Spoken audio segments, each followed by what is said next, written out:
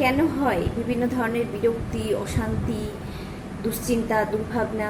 কি করে বুঝবেন যে আপনার মধ্যে প্রচুর পরিমাণে নেগেটিভ এনার্জি জমেছে, আর কিভাবে আপনি নিজেকে সেই নেগেটিভ এনার্জি থেকে বের করবেন? আজকের ভিডিও তার উপরেই। এই ধরনের পরিস্থিতি থেকে নিজেকে বের করার জন্য করুন প্রার্থনার মাধ্যমে আরোগ্যকারী ধ্যান।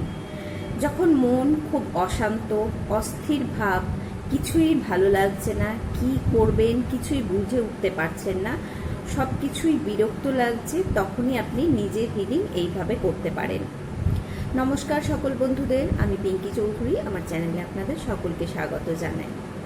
নিজের এই অবস্থা দেখে, অর্থাৎ বিরক্ত লাগা, অশান্ত ভাব মনে হওয়া, কোনো কিছু ভালো না লাগা, সব কিছুতেই বিরক্তি আসা, ভালো মন্দ যাই হোক না কেন যেন বিরক্ত লাগছে, ভালো লাগছে না, এই ধরনের যখন পরিস্থিতি, আপনার অবস্থা আপনি নিজে বুঝতে পারছেন, বুঝে নিতে হবে আপনার মধ্যে কোনো না কোনো কারণে প্রচুর নেগেটিভ এনার্জি প্রবেশ করেছে, আপনাকে বিভিন্ন দিক থেকে দুর্বল করে দিচ্ছে, যার কারণে আপনি এই ধরনের অনুভবগুলো করছেন।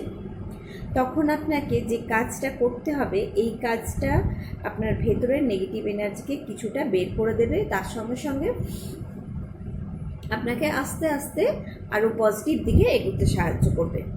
তো 3টে পর্যায়ে আপনাকে এই হিলিং প্রেয়ার মেডিটেশন করতে হবে।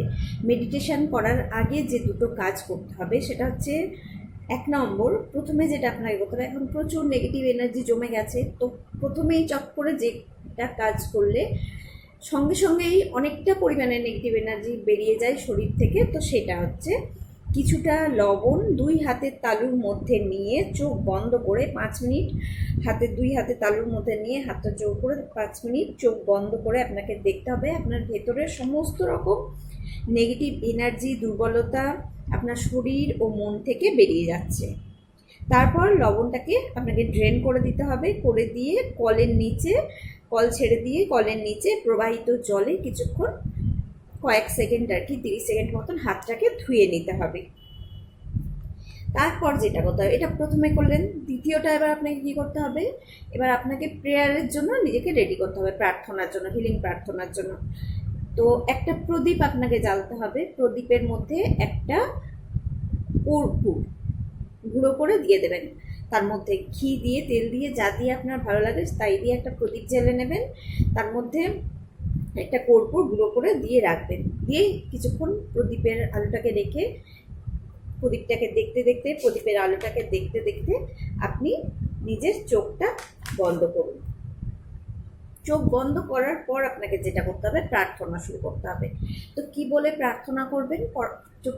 চুপ করে চোখ বন্ধ করে বসে হাতের তালু দুটোকে ওপর দিকে রেখে প্রার্থনা করবার আগে আপনাকে এই কথাটা বলতে হবে, আমি আমার শরীর, মন ও আত্মাকে একত্রিত করে পরমেশ্বরের কাছে প্রার্থনা করছি নিজের ভেতরের ও বাইরের শক্তিকে পবিত্র ও শক্তিশালী করার জন্য। চোখটা বন্ধ করার পরে কিন্তু একটা ডিপ ব্রিথ নিয়ে নেবেন, মানে ভেতরটাকে আপনি খালি করলেন, মনটাকে শান্ত করলেন, তার জন্য আপনি নিজেকে, ইউনিভার্সকে জানালেন যে আপনি নিজের শরীর, মন, আত্মা একত্রিত করে ইউনিভার্সের কাছে প্রার্থনা করছেন, পরমেশ্বরের কাছে আপনার হিলিংয়ের জন্য।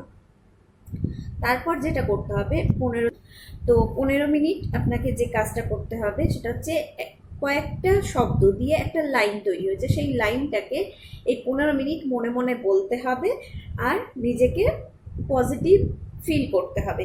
তো এই কথাটাকে আপনাকে এইভাবে বলতে হবে, আমি আত্মা, পরমাত্মার সন্তান, আমি শক্তি ও শান্তির স্বরূপ। আমি আত্মা, পরমাত্মার সন্তান, আমি শক্তি ও শান্তির স্বরূপ।